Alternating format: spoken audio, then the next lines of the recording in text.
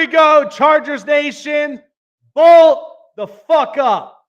Let's go, guys. I am super excited for tonight's live stream reaction. Jake Silva here on the Chargers Syndicate. Like, subscribe, hit the bell button, keep you up to date on future past live streams. Appreciate you guys for hanging out with me here tonight because we got a lot to talk about our LA Chargers. So, as you know, I was initially going to start the live stream today talking about the game recap of the preseason finale against the Dallas Cowboys, but instead, today's different. As you guys all know, it's cutting week this week. So, the Chargers had a lot to think about with as far as who they were keeping up onto their roster and who they were letting go. So, this is going to be a fun live stream for many, many reasons, but I'm all for it. I'm geared up. I'm amped up. I can't wait. But this Chargers season, I will tell you right here and right now, this is going to be fun. This is going to be fun. But there have been a lot of things to think about. So I do want to, however, start off before we start getting into the 53-man roster. So the Chargers ended up capping off the end of the preseason with a win against the Dallas Cowboys. And it was a great win. The Chargers needed it in order for them to really wrap up the preseason finale and get ready for week one. Because week one is right there around the corner. So the Chargers nail a win against the Cowboys, 26-19. And there were a couple of things that were some big-time takeaways because all in all, I am absolutely loving this Chargers defense. I'm loving it every single week that they're playing. Defense is playing with a lot of grit. Defense is playing with a lot of just that tough, hard style. And which is exactly with what we wanted. And everybody showed up. You've had a bunch of spurts where we've had 2 interceptions by Tony Jefferson. And we've also seen Tremont Morris-Brash come away with an interception. There were guys that were picking off Trey Lance left and right. But there were a lot of things I liked. So, to kind of break down a bit of this, the Cowboys initially, this is what I talked about, was that the Cowboys, they were moving the needle on that offense with Trey Lance. That was initially what was happening. But, man, I just cannot wait until all of our number ones are out there on that defense. I'm with you, Alan. I am so with you up on this one because this defense is going to be the most underrated defense this year. The fact that everybody is questioning and everybody is doubting this Chargers defense because of what? Because of what Brandon Staley could not end up doing? Please. This team looks a lot better. Jesse Minter is clearly showing you what Brandon Staley was supposed to do. And Staley sucked. So, at the end of this, the Chargers look good. Chargers look really, really good.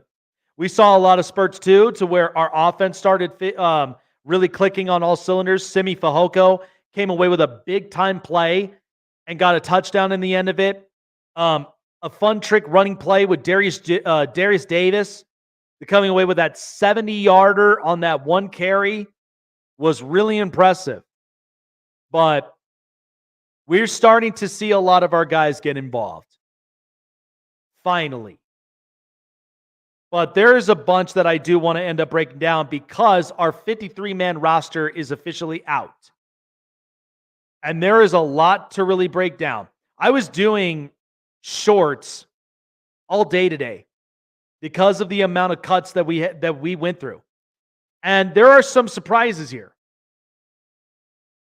I know, I was the same way too.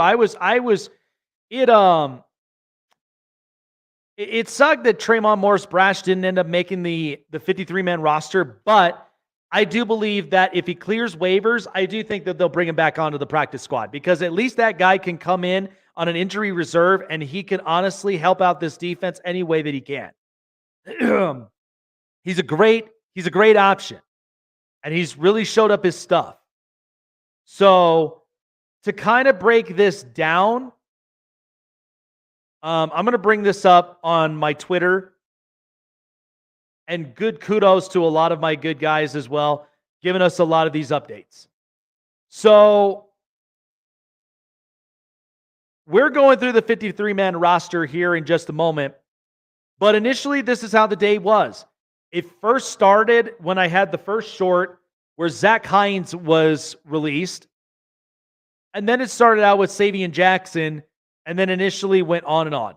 So just to show you exactly how the roster is going to be set. So these are the players that are in injured reserve. So Chris Rumph, he's out for the season. So he's placed on injury reserve.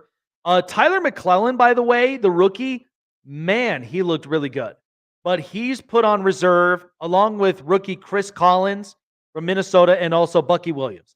So there are 3 rookies on reserve and Chris Rumph out for the season. And then also reserved but designated for return is Nick Neiman, the linebacker. That's what we're seeing thus far today. That is really short, but however, let me see if I can fix this. Because I wanted to get a general idea of just the roster cuts and how significant that these roster spots are going to look like come the season. So let me see if I can find at least a different one here for you guys. But yeah, at the end of it, I was sad that that there were a couple guys that didn't end up making the roster. So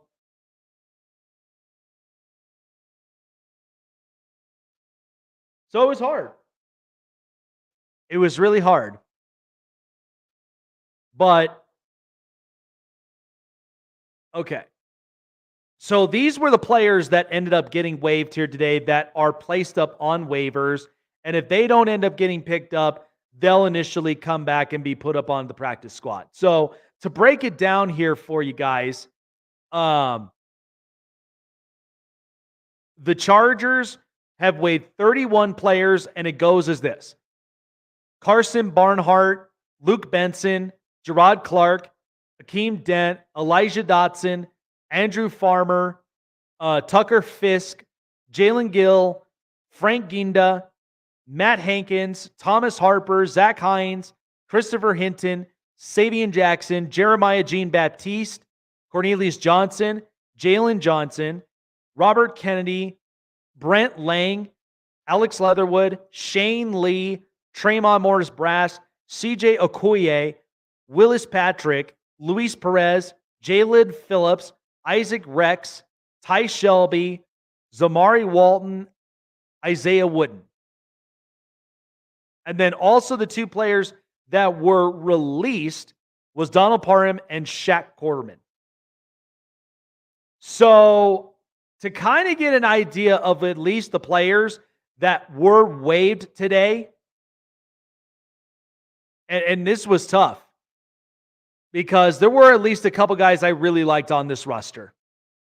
There were guys that I really thought could have made the cut, but initially they didn't. Carson Barnhart, it was kind of hard because knowing that our offensive line is deep, but I do think we bring him back and to put him up onto the practice squad. That's one guy there that I did like that I think could have served as an extra body on the offensive line. Tucker Fisk, the tight end, I thought he actually played pretty well, especially with the tight end room. So there's going to be 3 tight ends that's going to be there on this roster. And initially with what, Greg Roman is looking for is he's looking for blocking tight ends. That's what it's initially saying. But they also want a guy that is a hybrid tight end, a guy that can block and a guy that can catch passes. So that's going to be that's going to be an interesting one. I do think they may bring back Tucker Fisk.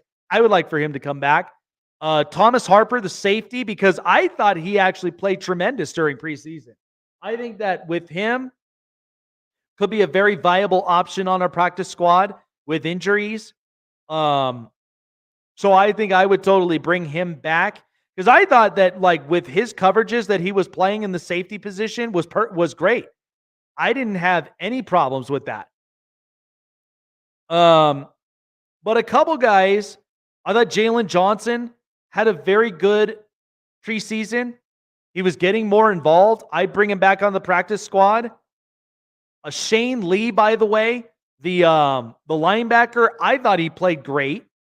He was actually a pretty good facilitator when we needed him to be. With some of the passes that he defended and batted down, the guy was a very good facilitator. So I would have considered bringing back a couple of these guys up on this roster. So the guys I would have initially wanted to bring back was Carson Barnhart, Tucker Fisk, Thomas Harper, Jalen Johnson, Shane Lee. I would also consider with Robert Kennedy as well. It does suck that Luis Perez didn't end up making up onto the cut because I thought the kid had a lot of good upside for as accurate as he was. Because, again, you know how I feel about Easton Stick. I thought the kid would have had a shot, but I'd bring him back as a practice squad guy, or unless he might end up returning to the UFL, which is very possible.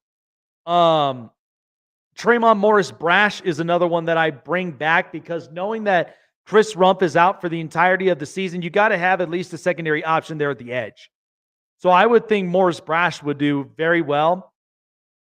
But yeah, these are the guys that, like I said, those are the names I consider bringing back and putting up onto the practice squad. I thought they played tremendous in the preseason. I think that at the end of it's hard. And you guys know that it's hard really keeping a roster spot because knowing there's a lot of competition in front of you.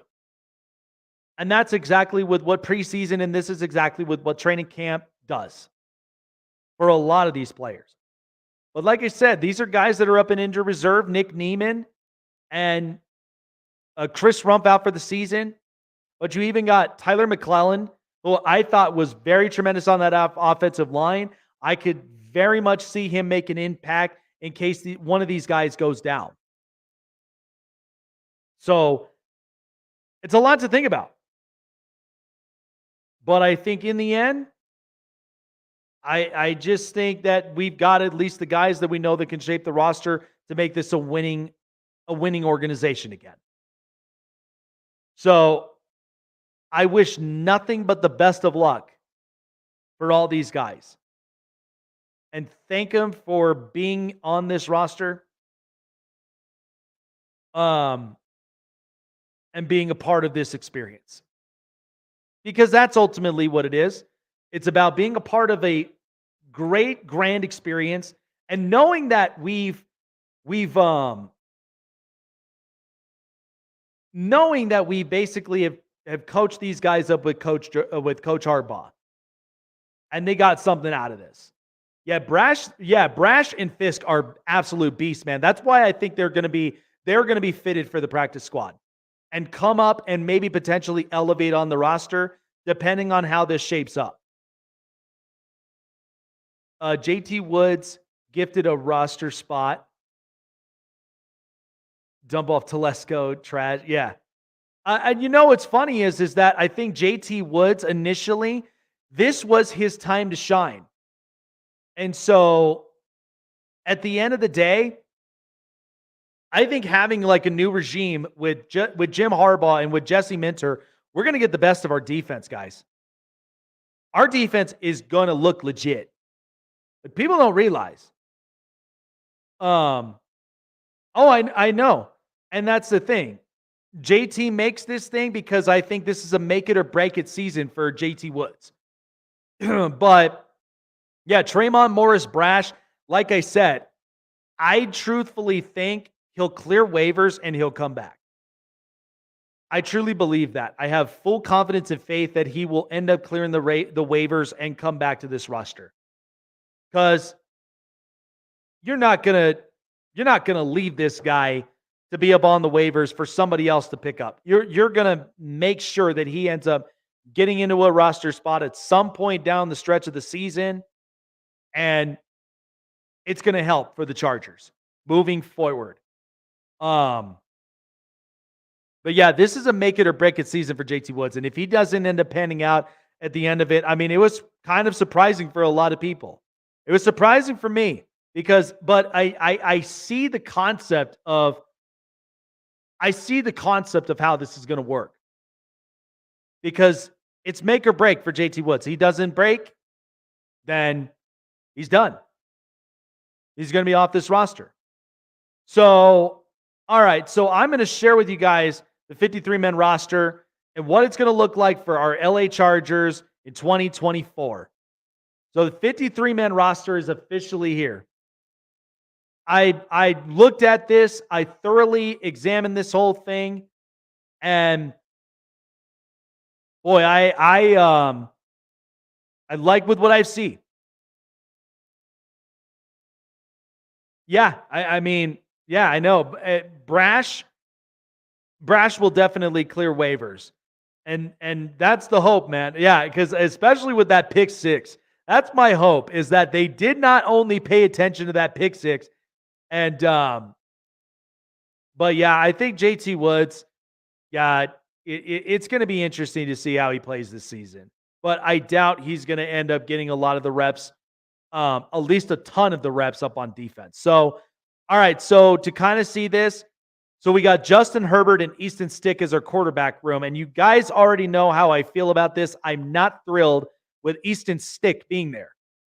I don't. Easton Stick is another liability up on us, and I don't feel confident in it. So we're going with two quarterbacks at least thus far, because I've already put a video up out there talking about DTR, who he probably could have been a very good option for the Chargers if that were ever the case, but the Browns gave him a roster spot. And right now, Jameis Winston and Tyler Huntley, they're on trade calls in Cleveland. So there's that to consider, but I don't understand why that. I honestly don't understand why that Easton Stick is still on this roster. I really don't. It's not like he even played it's not like he even played that great in preseason. I don't understand it. I don't get it. So that was the whole thing, is I just think with our quarterback options, because now Bailey Zappi got released. There were a couple of other quarterback releases, but really Bailey Zappi's the only person that is the only one that I think could stand a chance. And think about it this way, guys. I'd like your thoughts up on this, but my initial thought, if this was the case, that if the Chargers were to potentially look at a guy like Bailey Zappi, I mean, Zappi, if you think about it, needs a change of scenery. Respectfully. And I think if we bring Bailey Zappi into the Chargers, here's my thought on this. Zappi does not have to basically be another Justin Herbert. None of these quarterbacks have to be another Justin Herbert. They just have to be accurate, and they just have to distribute the football. That's all they got to do.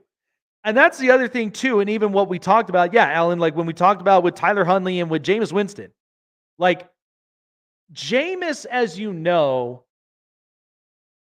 is arguably, I think, the best capable backup that you could take possible, because he is accurate. He also does play to a stature of what Herbert does, where he's capable of throwing the deep ball, and also giving the Chargers a chance to keep up in games. Same thing, I think, with Tyler Huntley. The only thing with it is because I've seen Tyler Huntley in Baltimore, but here's the other thing, though, too. I wouldn't even be surprised if the Chargers, if they decided to go with Tyler Huntley, because it's another Baltimore quarterback, and he comes into a Baltimore style of offense with what the Chargers are initially doing, that's something to really consider. So, and I wouldn't even be mad at that option either. And I think Tyler Huntley, much like with what we tried to do with Luis Perez, he's accurate. And he's somebody that could also help to move the chains. So, like I said, I don't understand this. That kind of makes me a little bit worried if Easton Stick is on here. Yeah, that's what I'm saying. I think Winston and with Tyler Huntley, those are some pretty good options there. But yeah, because initially I wouldn't be comfortable if it's just Easton Stick. I would not, guys. You know how I feel about this. So looking into the wide receiver room. Okay, so I want your guys' thoughts on this. So this is the wide receiver room, and thank God Simi Fehoko has a spot. Thank God. Because Simi Fehoko has been balling out. So it goes as Josh Palmer, DJ Chark, Quentin Johnston, Ladd McConkey, Darius Davis, Simi Fehoko, and Brandon Rice. So that's 7 wide receivers. Here's my initial thought upon this, is that the Chargers having 7 wide receivers, this is not something to be surprised about. And let me tell you why. Because if you recall, and I actually spoke about this, and I was listening to a couple people that I talked to, is that Greg Roman, for as much as he loves tight ends, right? And I'll get to that position as well here, but you do realize that this is not new for Greg Roman. If you recall in 2019, when the Baltimore Ravens, and this is what I initially said in my other regular show that I also do on the side of this, but he's done this with multiple receivers that not a lot of people even know. And yet the team went 14-2 under John Harbaugh. So this is not something new for Greg Roman at all. The fact that they're going 7 receivers only tells you a few things. And this is what I've been talking about now for months, is that Justin Herbert with 7 wide receivers is only going to give you 35 passes a game. Mark my words. Because now we have options. And these are actually really, really good options. Most people on the outside don't believe it is. But Greg Roman has done this before. And it's what I've been talking about. Is that Justin Herbert is going to utilize any and everything in front of him. That's what's going to be the biggest thing. And Greg Roman has done this before. Because this was Lamar Jackson's MVP year in 2019. The first time he won MVP. Because at that point, he utilized every single weapon that was in front of him, including the tight ends. Every weapon. And they played physical, tough football. Which is why it makes sense to have at least those 7 receivers. And I'm happy that Brandon Rice was able to make the roster. Because at the end of the day, the kid works hard. And I do believe, though, that there will be at some point during the season that we're going to see this thing work through and through. So at the end of the day, like, I'm glad Brandon Rice made the spot. And the kid's going to be phenomenal. The kid's going to be fantastic. So, given everything that we've seen in preseason and what we're seeing with this year, this is going to be one that a lot of our guys we're going to test out all throughout, the first 4 weeks of the season. But like I said, Greg Roman just knows how to spread the offense. And it's funny because this is his style of offense. Is the first half of these games, and you guys are going to see it, is that Greg Roman likes to play spread offense for like the first half. And then eventually, what happens is that if the Chargers maintain a lead, that's where the run game is also going to be very crucial. Like we are very proven. We are very proven to go against our competition. What's going on, Super Hawaiian? All names aside, we have proven staff and coaches a key factor we have not had for years. Either way, let's go Chargers. Absolutely, man. Bolt up. Bolt up to everybody up into the chat. Like, share it out, subscribe, guys. Appreciate you, all of you guys, for showing off your high voltage into the chat, guys. Bolt up, everybody. Bolt up, Alan. Bolt up, HH. Bolt up, Super Hawaiian. Let's get a lot more people up into the chats because this is a goal of mine. This is a goal of mine for this season. So I'm telling you, this is going to be a spread offense type to where, everybody's going to be fed the ball. So there's not going to be particularly a one there. Everybody is going to have their sure signs with it. Yeah. As long as Ladd doesn't get hurt, and that's what I'm saying. We have a lot of these options. And for the fact that Simi Fehoko to making the roster for as well as he's played in preseason makes me feel very good about that. Now, Brandon Rice, of course, is a project. But in the end, you've got 4 weeks to start with this season. And that's why I say, I think with starting out with 7 wide receivers, it's going to be fun to watch. Spread offense type that they're going to start with in the first half because they will run the ball, but it's going to be more spread. Don't be surprised if Justin Herbert is throwing the ball 35 times in a game. That's initially what this is going to look like. And then when the Chargers try to hold and maintain a lead, the whole object, and this is also what's true about this too, is that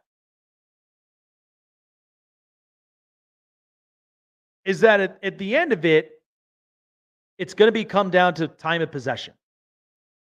Because you're going to need to run that clock down. You do not want to leave time on that board for someone like Patrick Mahomes, like Josh Allen, or like a couple of quarterbacks that we know we're capable of matching up against. You do not want to give them more time of possession. Because then we're not doing our job. And that was initially what was the problem when Brandon Staley was the coach, is that other teams had more time of possession, and they also were executing plays that should have never happened. So at the end of it, Jesse Minter, I'm sold on his product. He's putting together a great defense. And one that I do believe that we could potentially be a top 15 defense. I'm going to give it that. So Jesse Minter, I've got full confidence in him with this. So let's go down more on it. Our offensive line, this is what it's shaping as. Rashawn Slater, Bradley Bozeman, Zion Johnson, Joe Alt, Trey Pipkins, Jamari Salyer, Brennan James, Foster Sorrell, and Jordan McFadden. Now, what I was told is that I was told that Jordan McFadden may potentially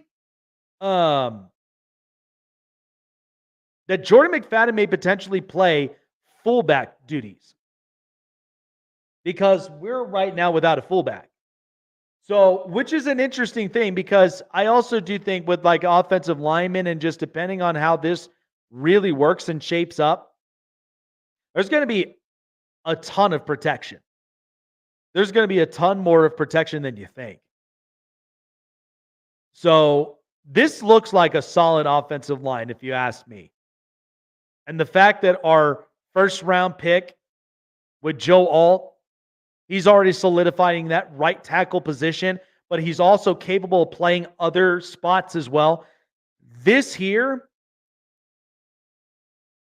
entire offensive line is so expendable that practically anybody can play anywhere. And that's kind of what Jim Harbaugh is looking for, is that even when a guy goes down up on injury, there's going to be the next guy that's going to come up and fill in that spot. And then they'll also shift up a couple spots. They'll shift them around. So this offensive line looks legit to me. And I love how expendable that we are. Because if either one of our front guys in the front five, right? If either one of these guys ends up going down, we have options that's there. Okay, so even if, if Bradley Bozeman went down, we got Brendan James. If at some point either one, Slater or Alt on those tackle sides, they get hurt, you can move Pipkins to the outside, put Jamari Salyer there on the interior, and you be good. I mean, this is capable of being one of the strongest offensive lines in the league. So I like this. Tight ends, Hayden Hurst, Will Dissly, and Stone Smart.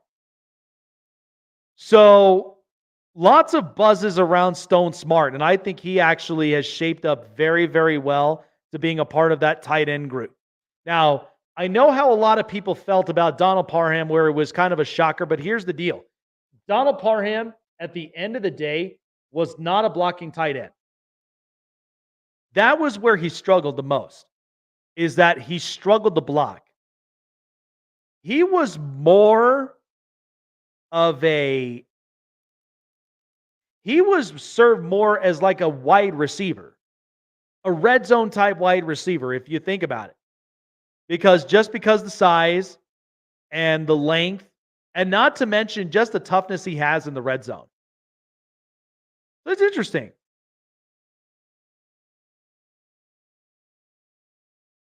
And I think with our tight end room, this is how it's going to end up going. Because we know with what we're getting with Will Dissly, I think Hayden Hurst will be our pass-catching tight end to at least move that offense. But again, not a lot of people do kind of have faith up in Hayden Hurst. But I have seen some spurts with what he's done with the Carolina Panthers at the time. And yeah, even with a short spurt in Cincinnati. But here's the deal. Totally different offense, but at least that gives Herbert another weapon to utilize. But Will Dissly, I can guarantee you, is going to get majority of the pass blocking situational game. Because at the end of it, we're going to have an extra offensive lineman that's going to set up on a side to shift over either to the left or to the right and allow for more run blocking spots in order for our running backs to run through the line. That's what that's going to look like. So, can you imagine what a linebacker corner is going to be thinking if McFadden runs the ball up the middle? Yeah, they would be scared of him.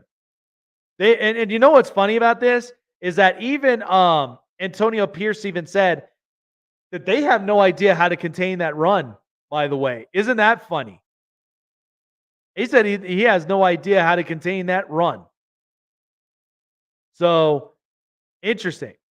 But yeah, Stone Smart has really been impressing the coaches. But yeah, I see Dissly getting more of the run blocking spots. And then for passing situations, that's where Hayden Hurst is definitely going to come up and thrive the most. It's a good initial thought. Our running backs, Gus Edwards, J.K. Dobbins, Kamani Vidal, and Jarrett Patterson. I've been telling a lot of people this, that Kamani Vidal is just something else, dude. The guy's legit. The guy's a beast. After what we've seen him in preseason and getting the gist of what kind of running back Kamani Vidal will be, he's a great grand option.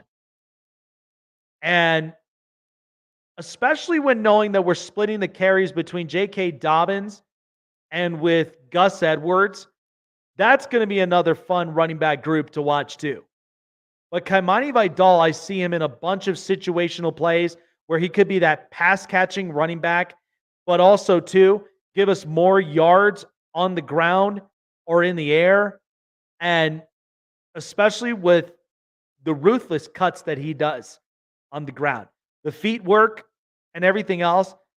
not a lot of guys on opposing defenses are going to try to figure that out. So I'm glad he was able to move up third in the roster spot, at least in the running back depth chart, because the guy's legit. Now, another notable name, Isaiah Spiller, he ended up getting cut today. And it does suck because it is a what could have been type of player, because Isaiah Spiller at the end of the day, he just couldn't pan out. And it sucks because I loved his toughness and his ability that I watched at Texas A&M. I loved it. I thought he really could have been that power back that could have helped the Chargers moving forward. But unfortunately, he didn't pan out. He didn't pan out. So Chargers let him go. Kimani Vidal gets elevated to the third roster spot on the running back depth chart. And it's going to be Gus Edwards and J.K. Dobbins. Because I could see Gus Edwards being that type of back that's more power, also has real good feet work, as a guy that's going to start things up. And then there's J.K. Dobbins. And yeah, the more carries that Vidal got, the harder he ran and the more yards he got. Exactly. And you know what's funny about this, guys, is that we are trying to implement and we're trying to bring back, and when I look at this with this running back group, we're trying to implement back the three-headed monster that we had years ago. From like, if I remember correctly, it was like 2006, probably to upwards of like 2009, if I'm not mistaken. Correct me if I'm wrong, guys. But that running back room, when we had it, was LaDainian Tomlinson, arguably the GOAT on this Chargers franchise, Michael Turner, and Darren Sproles. I feel like they're trying to implement something that's similar like this with a three-headed monster. And there's nobody perfect that could do that with, as far as the offensive coordinator is concerned, than Greg Roman. Because Greg knows how to get the best out of his running backs and even up on his tight ends. And there are going to be a lot of those play-action plays as well. That's going to be so flawless to watch that you're going to see a lot of these wide receivers get involved. So, but this rushing group, that's what I feel like the Chargers are going to try to potentially implement. And I like it. I think that if these two stay healthy for majority of the year, boy, the Chargers got double steals. They got initially double steals at the end of the day. So, kind of something to think about and something to consider. But I love the fact that Vidal moved his way up to this roster. It was perfect. Next up, our defensive line and our outside linebackers. So let's start with the D line. So we have Morgan Fox, Scott Madlock, Poona Ford, Otito Egbonia, Justin Eboigbe, and Teair Tart. So I like this defensive line group, and for many reasons, because Teair Tart, I'm so glad that we brought him in, because this is a guy that is clearly a facilitator in our front seven that is going to move with wherever that ball is, whether it's in the running back or it's in the quarterback's hands. And he's going to provide the stop. And then Otito Egbonia, the guy's been stepping up very, very well. And not to mention, too, Scott Madlock has also showed up some great stuff in preseason, too. And they called him the soul taker. So he's going to be potentially taking souls in this. So Scott Madlock, I think this guy is going to have a great season in this front seven. So, and this is the other thing too, is that Justin Eboigbe, of course, in his rookie season, he did not show enough to really kind of show us like what he could truthfully do on the front seven. And I think maybe this is a building scheme for him, but at the end of it, I think Eboigbe, he's going to have to get a couple of repetitions. And maybe he goes into plays where he's going to be tested, but at the same time, let's see if he passes those tests. Because I just didn't think Boygby really just flashed up enough for me to really kind of consider thinking, okay, that's going to be interesting. And also too to really show that he is capable of being that strong force and presence up front. So maybe this will be interesting to watch here as well to kind of keep an eye on. But still, I like with what we did with the D line. I think this shows that we are a run stuffing type defense. And then finally, for the edge rushing position, the outside linebackers, we got Khalil Mack, Joey Bosa, Thule, and we got Bud Dupree. That is one edge rushing group I am excited to watch, man. Because you could think about that. That if you've got this D line with Morgan Fox, as good as he's played, and then have Poona Ford and Tier Tart and Atito Agbonia, these guys are going to be fun to see. And especially, too, that we got options at the edge. This is why that I think, with having Tremont Morris Brash, having him back on the practice squad if he clears waivers, is a good option because if either one of these guys can get hurt, I would put Morris Brash up there. I would put him in there in that rotation just to see exactly how he pans out. But that edge rushing group is going to be, for sure, the focal point.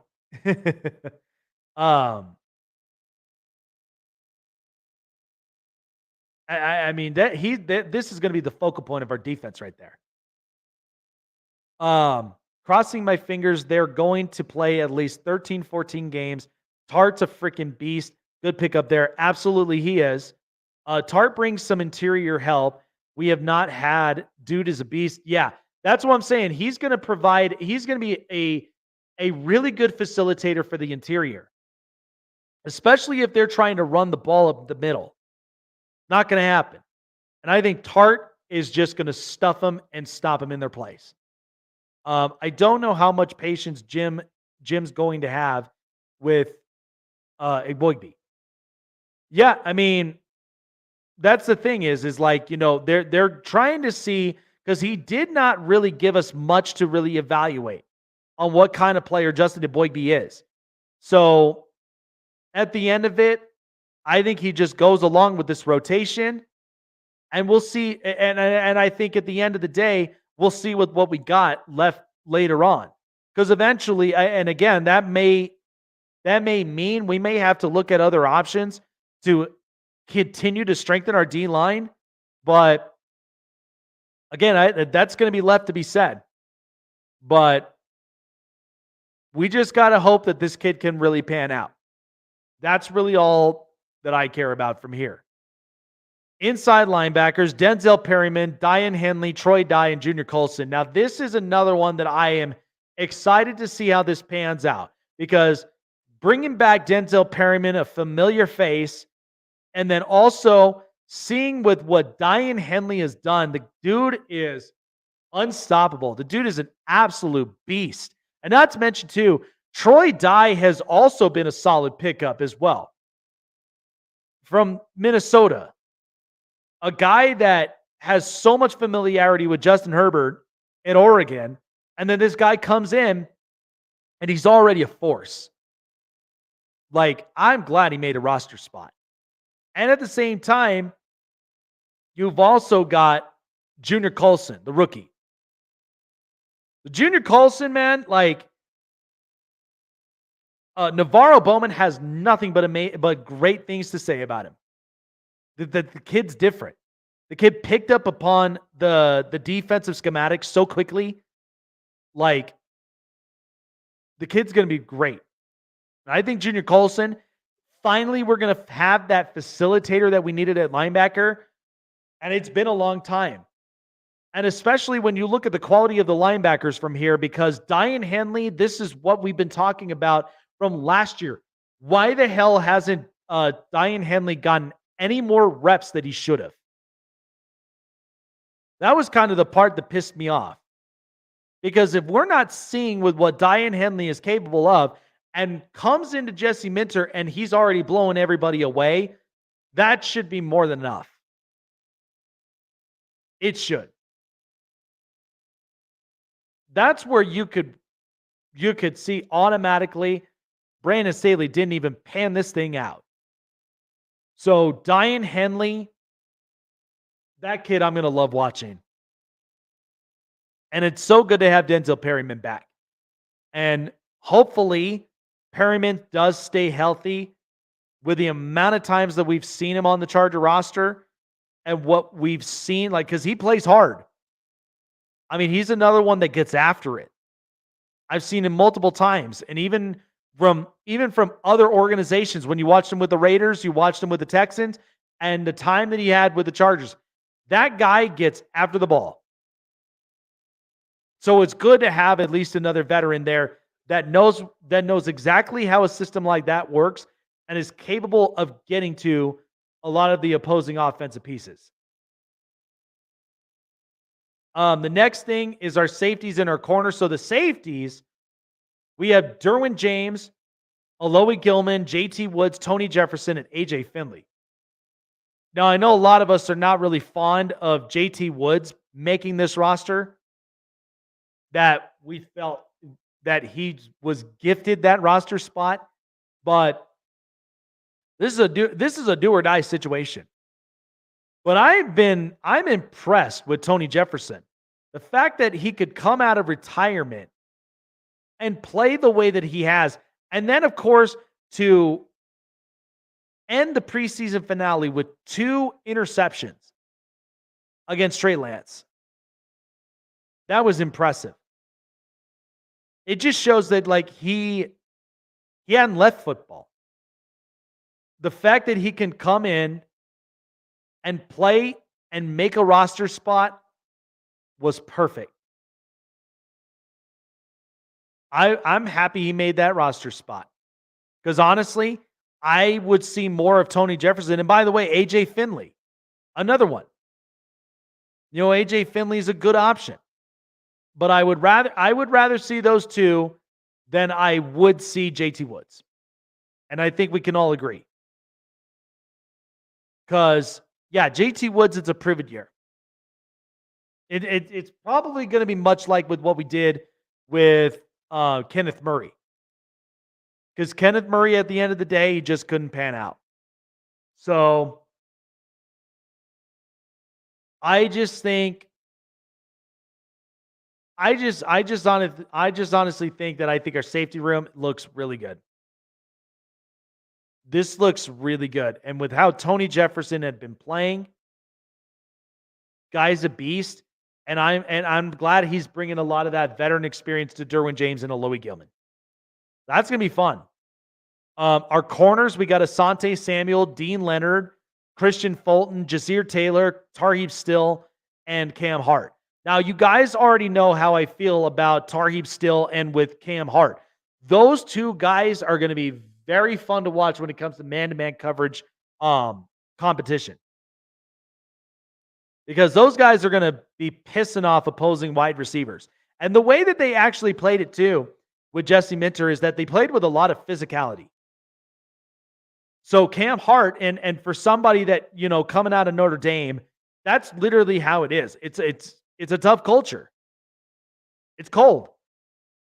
But Cam Hart, he was a defensive captain there at Notre Dame. And this is a guy that I think will bring that kind of juice and energy into this Chargers roster. You know, and Tarheeb Still as well. I'd say he's turned into a solid pickup that we got out of Maryland. Guy's going to be good. You know, they're balling out, yeah. And this is the thing, is that this is finally going to look like a shut-down secondary. This is finally going to look like that because our secondary last year and even the year before that just got absolutely cooked. They looked confused. They couldn't execute a lot of their positions, and that's what was really worrying me. But Minter is putting them in the best spots that they know that he knows they can thrive. So, and that gives a lot more support for someone like Asante Samuel, which is what I'm happy for. So I think at the end of the day, like, I mean, I would maybe potentially keep my eyes out because there were a bunch of corners that ended up getting cut today too. So I would keep my eyes out if there are potential guys that are there that the Chargers could consider bringing in. It's an interesting thought. Maybe get at least one more piece in, because then I think that whole secondary is going to look phenomenal. But Christian Fulton, there's upside to him at 25 years old. And that's where I think we're going to be bringing in a bunch of these young guys that I know that not only are cheap, but they also hold a lot of value. And that's the problem that Tom Telesco had. He was just getting cheap guys. He wasn't even getting guys that were on the cheap end of things, but had upside value. And mind you, there are guys on here that are 1-year rentals, which is another thing to consider. So I think maybe we go and get one more option, and that's about it. And we were only burnt on one long pass in the preseason. Exactly, Ali. Exactly, Alan. Like that was initially what was the change. That's why I loved what we did, because we were only averaging almost close to like 12 points per opponent, like 10 to 12. So that gives me a very good upside on this defense. And then finally, our special teams, Cameron Dicker, J.K. Scott, and Josh Harris. So that's what we got.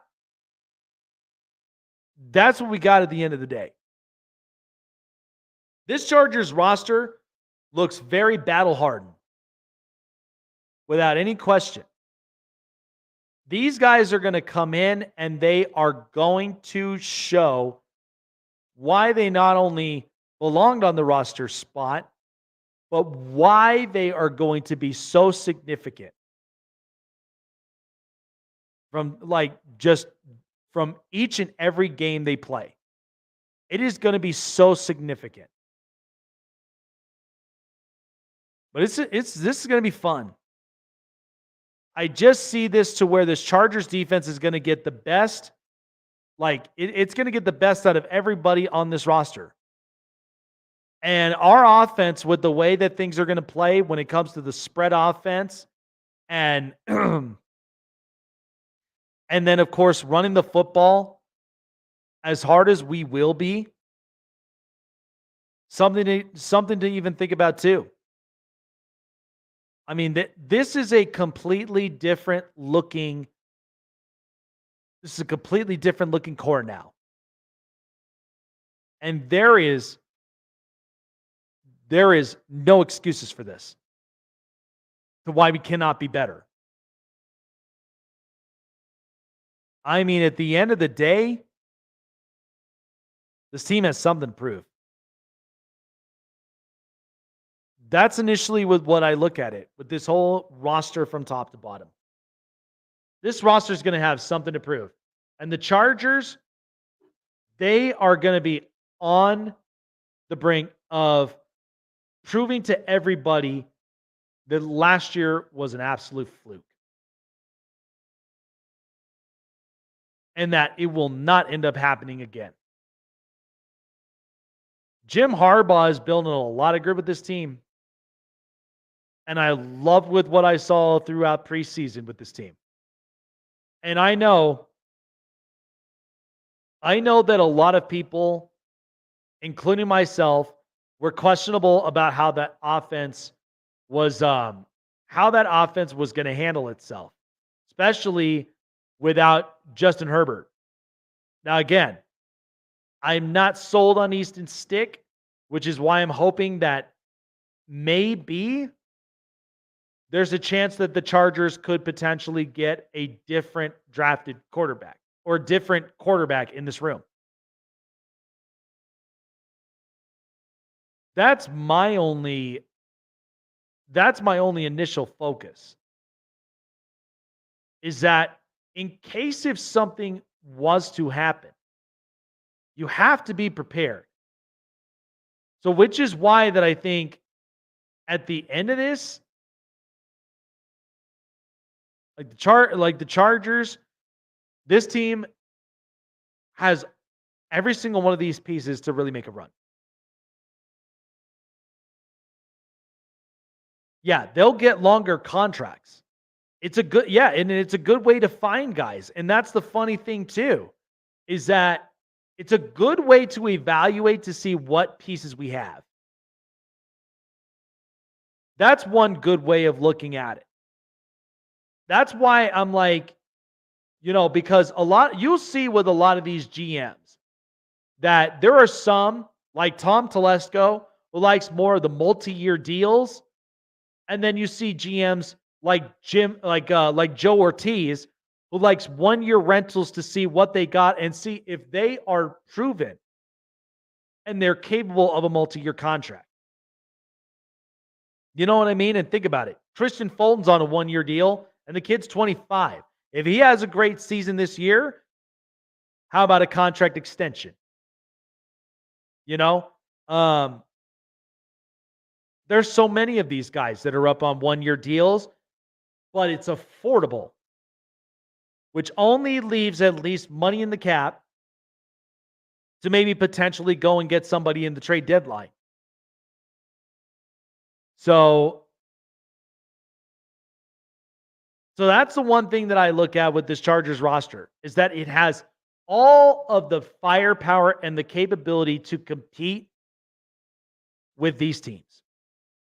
And everyone on the outside is doubting and criticizing this team. But the thing about it is that Jim Harbaugh, the second you start criticizing him, watch him work his magic. He will do any and everything to disrupt what is in front of him.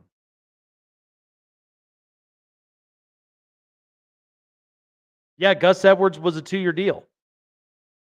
That was the only one that I knew that was a 2-year long-term deal.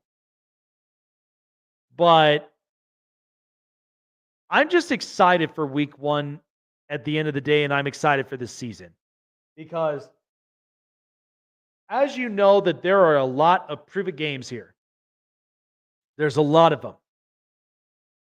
Raiders, we have that 63 burger burnt in the back of our heads that we are about to give back. Okay, that's a redemption game. You don't think we're pissed off and we're ready to face the Raiders that clearly have been doing nothing but smack talking all last few weeks? These guys have been smack talking in a bunch of my videos. I've been seeing them poking the bear. And I'm just ready for this team to explode. I don't think they realize that this is a different Chargers team than what they're used to. Because their same response is that, oh, it's the Chargers. Like what? We're an easy opponent to beat? I don't think so. Not with Jim Harbaugh and not with the way that he's put together this whole roster. So this is a team that is capable of punching you in the mouth. That's what it is. And this is initially the same way. And like I said, you could think about this much like with the 2019 Baltimore Ravens, with the way that team was. There were a bunch of no-namers at wide receiver. I mean, Hollywood Brown was maybe the only one, but you didn't hear a whole lot about it until he came into his own, which is the thing. And yeah, they have Mark Andrews, which was one of their best tight ends. And they had Willie Snead, and they had a bunch of no-namers. So that's kind of the thing that I think that they're going to try to implement. I have a strong feeling about that. I think the Chargers are going to try to implement with what the 2019 Baltimore Ravens did. Spread offense, get a lead, and then shut it down and run that clock out. Because initially, You do not want to save any more time for Josh Allen or for Patrick Mahomes or for any one of those guys. You do not want to save enough time for that because you know what happens afterward. And best believe, like, we have a message to send for the Kansas City Chiefs. Best believe we do. So I ultimately, in the 53-man roster, there are only about 2 I'm not fond of. But as far as I look at with everybody else, this looks really good. This is Jim Harbaugh's time. This is a new regime.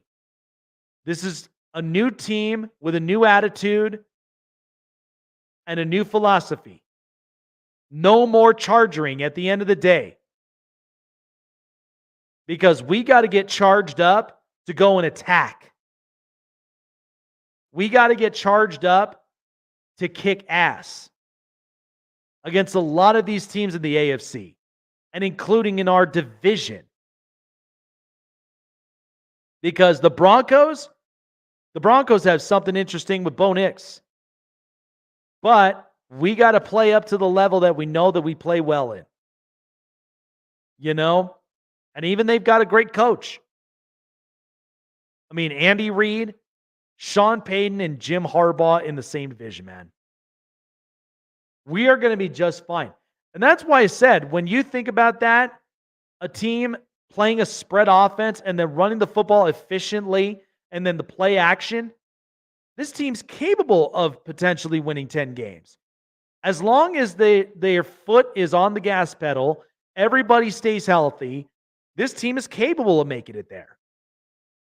I don't have a doubt in my mind.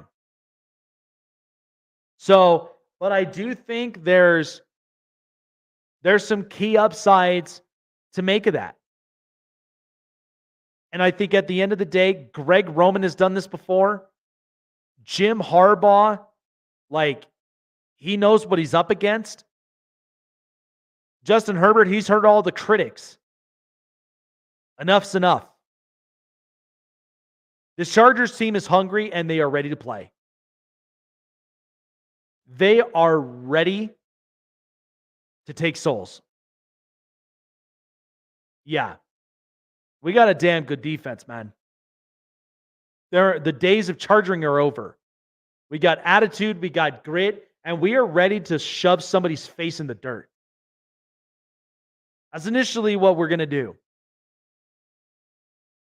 I believe in Jesse Minter. I believe in Greg Roman. And I most certainly believe in Jim Harbaugh. So, all we can do now is charge up and bolt the fuck up. That's all we can do. I'm excited for this, guys. I cannot wait for it any longer for week 1. Next week is where it's at, guys. I will have more collaborations too coming up into this week, this year. So I'll have a bunch of the best of the best content creators from all the teams that we have listed up on our schedule. So I've got a good friend of mine to start off with.